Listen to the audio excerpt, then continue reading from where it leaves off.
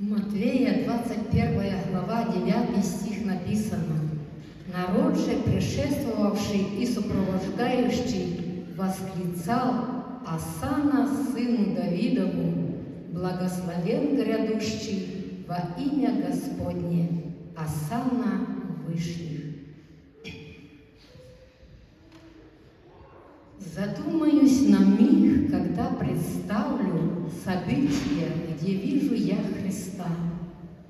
Вот слышу восклицание «Осанна, благословен грядущий». О, хвала! Кому кричат торжественно и громко, одежды постилают, наклонясь. Вот он, смиренно едет на осленке, не на коне, как царь земной или князь. И пальмовые ветви на дороге с хвалою простилаются ковром, ложатся под святые Божьи ноги, кого провозгласить хотят царем.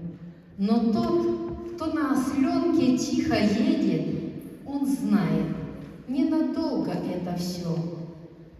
Хвала и восклицание скоро станет и поведет народ на крест его.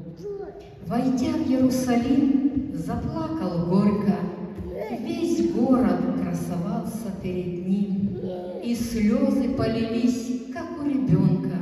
Сказал: Иерусалим, Иерусалим, тебя хотел собрать я, будь то мама, птенцов своих укрыть святым крылом, но гордость твоя Бога не узнала, отныне остается пуст твой дом. Прощай, Иерусалим, ведь ты Мессию, сошедшего на землю, не принял, и слезы Божьи падали на землю день посещения, жаль, ты не узнал.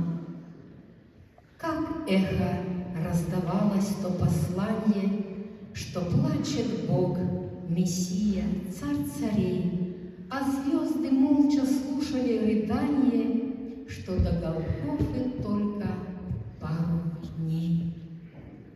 Хвала Осанна вот и прозвучала Цару царей, сошедшему с небес, а боль, тоска всю душу содрогала, ведь скоро ждет Мессию страшный крест.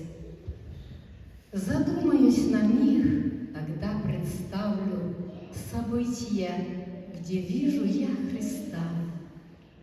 Вот слышу восклицание Осанна, но почему-то плачут небеса.